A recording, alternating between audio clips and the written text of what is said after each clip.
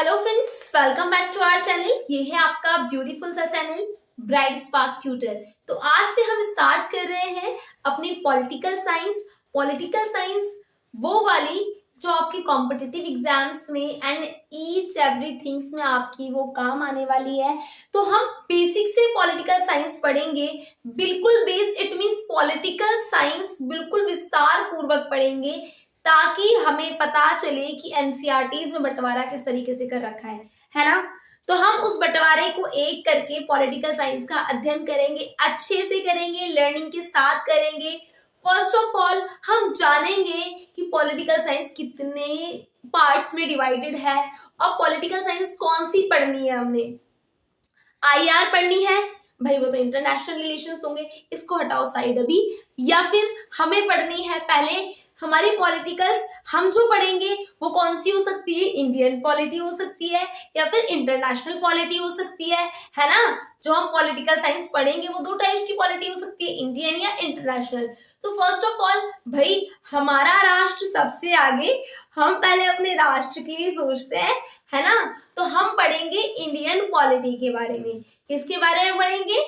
Indian polity. तो पहले cover करेंगे इंडियन पॉलिटी, फिर कवर करेंगे international polity. Done, complete, okay. यानी कि इंटरनेशनल में मैम क्या पढ़ा दोगी? और लोगों के देशों की संस्था पढ़ाओगी?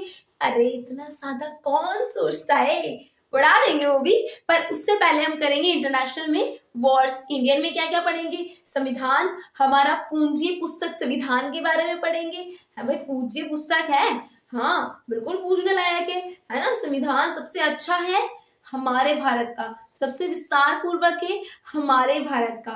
इसकी कद्र करना हमारा कर्तव्य है, इसको पढ़ना हमारा कर्तव्य है, इसको समझना हमारा कर्तव्य है और इसकी रक्षा करना भी हमारा कर्तव्य है। वैसे तो संविधान हमारी रक्षा करता है, जाहिर सी बात है, हमें इतने अधिकार दे रखे हैं, हमें बता रखा है कि हमारी बेसिक लॉज क्या है ना। तो इसी आधार पे हमारा भी कर्तव्य बनता है कि हम इसे पढ़ें, है ना। डन, हम संविधान पढ़ेंगे। उससे पहले हम पढ़ेंगे राजनीति सिद्धांत, कितने टाइप की राजनीति, कैसे हमने राजनीति अपनाई, राजनीति क्या होती है, राजनीति कैसे, एवरीथिंग हम इसको पढ़ेंगे। ठीक है, तो आ जाओ जल्दी से समझते हैं, चले मतलब जल्दी चलते हैं क्योंकि बहुत मुझे भी एक्साइटमेंट हो रही है कि यार पॉलिटिकल साइंस मेरा फेवरेट सब्जेक्ट हो गया है। वैसे तो मेरा फेवरेट सब्जेक्ट सारे ही हैं, बट फिर भी पॉलिटिकल साइंस बहुत इंटरेस्टिंग है ना। चलो आ जाओ। तो फर्स्टली हम पढ़ेंगे क्या? तुलनात्मक राजनीति। तुलनात्मक राजनीति क्यों पढ़ेंगे? फर्स्टली हमने पढ़ना है इंडियन पॉलिटी। इंडियन पॉलिटी के अंदर हम पहला पार्ट जो पढ़ेंगे वो पढ़ेंगे तुलनात्मक राजनीति का। किसका पढ़ेंगे? तुलनात्मक राजनीति का। Because it's important. Why it's important? Because there is a comparative politics, there is a comparative politics. Why? हम इसके अंदर पढ़ेंगे कि हमने कहाँ से ली अपनी पॉलिटिक्स, हमने कहाँ से अपनी विचारधाराएं ली। तुलनात्मक राजनीति का मतलब है अपनी राजनीति, अपनी राज्य व्यवस्था को दूसरे देश की राज्य व्यवस्था से कंपेयर करना, है ना। तो हम पहले इसको कंप्लीट करेंगे। डन, ठीक है। उसके बाद हम पढ़ेंगे शासन। भाई हमारे देश में राजनीति हो रही है ना, तो किसका शासन? भाई जाहिर सी बात है, शासन तो चलता है ना। तो शासन के अंदर पढ़ेंगे राज्य, विधानमंडल, केंद्र व राज्य, उनकी शक्तियां, उनके कार्य, उनका गठन, है ना। तो शासन कैसे होता है ये पढ़ेंगे। देन हमारा थर्ड पार्ट होगा, थर्ड पिलर होगा हमारा राजनीतिक संस्थाएं। अब राजनीति करने के लिए राजनीतिक संस्थाएं तो बनती हैं, मतलब राज्य को चलाने के लिए कुछ तो संस्थाओं का गठन होता है ना। तो हम पढ़ेंगे राजनीतिक संस्थाओं के बारे में। एंड राजनीतिक संस्थाओं में हमने जानना है किसके बारे में? संसद के बारे में, कार्यपालिका के बारे में, न्यायपालिका के बारे में, आयोग के बारे में। ठीक है, यानी कि आयोग के बारे में हम पढ़ेंगे। आयोग क्या? भाई कमीशंस हम गठन करते हैं, कमीशंस का गठन करते हैं ना हम लोग। जैसे कि इलेक्शन कमीशन को बना दिया, किसके संचालन के लिए? इलेक्शन के संचालन के लिए, है ना। और मानव अधिकार आयोग को बनाया, किसके लिए? मानव के अधिकार के लिए। महिला अधिकार आयोग को बनाया, किसके लिए? महिलाओं के अधिकार के लिए।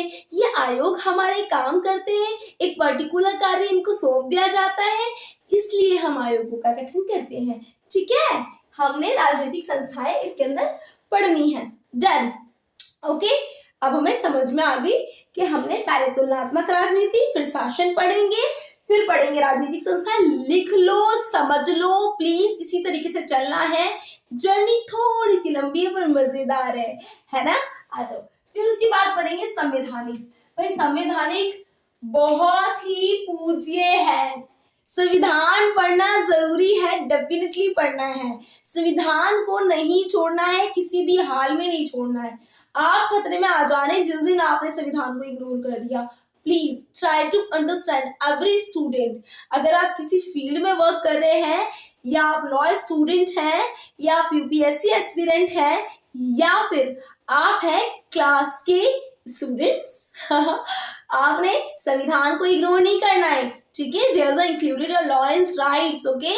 So that's why you have to learn, you have to write, and you have to write the notes about this, है, और learn article, है ना।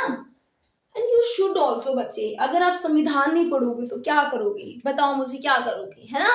तो देखो हम संविधान पढ़ेंगे, भारतीय संविधान पढ़ेंगे, अधिकार पढ़ेंगे, भारतीय संविधान का इतिहास भी पढ़ेंगे, ठीक है। एंड संघ राज्यों के बारे में, विभिन्न अंगों के बारे में, कैसे संचालन होता है उनके बारे में, और हमारे अधिकार के बारे में, हमारे अधिकार के बारे में, हमारे कर्तव्यों के बारे में, सारे amendments, important articles and everything हम कवर करने वाले हैं। मजा आएगा, बहुत मजा आएगा ठीक है, मुझे भी मजा आ रहा है बताते हुए भी कि हम स्टार्ट करेंगे।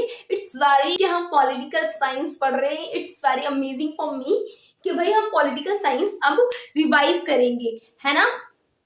और इस चीज का ध्यान रहे कि शॉर्ट नोट्स के साथ रिवीजन ना भूलें, because short notes it's important, I know that, because मैंने एनसीईआरटी वाले जो पोर्शन आपको बताया था उसमें मैंने आपको बता दिया था कि हाँ भाई हम किस तरीके से हमने एनसीईआरटी को पढ़ना है। बट बच्चे don't be forget revision, because revision is most important pillar of your preparations. So UPSC aspirants, please focus on your revisions, and every class students also you have to revision because revision से आपकी जो चीजें हैं, आपका जो जहन है वो मजबूत होता है और आप अच्छे से प्रिपेयर कर पाते हैं, है ना। So you have to revision ठीक है, डन, ओके डन।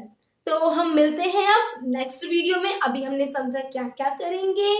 अब हमने पढ़े इंडियन पॉलिटी के पार्ट्स, कंपैरेटिव पॉलिटी, राइट, तुलनात्मक राजनीति, शासन, राजनीतिक संस्थाएं एंड संवैधानिक विशेषताएं, ठीक है, ये हमारी इंडियन पॉलिटी के अंदर आती है। इसके अलावा मैंने स्टार्ट कर दी है 11th एंड 12th की पॉलिटिकल साइंस भी, आप वो भी देख सकते हैं। साथ में आपको एक और विशेष सूचना देनी है, हमारा जीएस फाउंडेशन का कोर्स भी शुरू हो गया है, एनसीईआरटी ऑनलाइन कोर्स भी शुरू हो चुका है। बाकी 12th 11th and 9 to 12th, even 9 to 12th classes के बच्चे जो हैं अगर ऑनलाइन क्लासेस अटेंड करना चाहते हैं तो वो भी स्टार्ट हो गई है।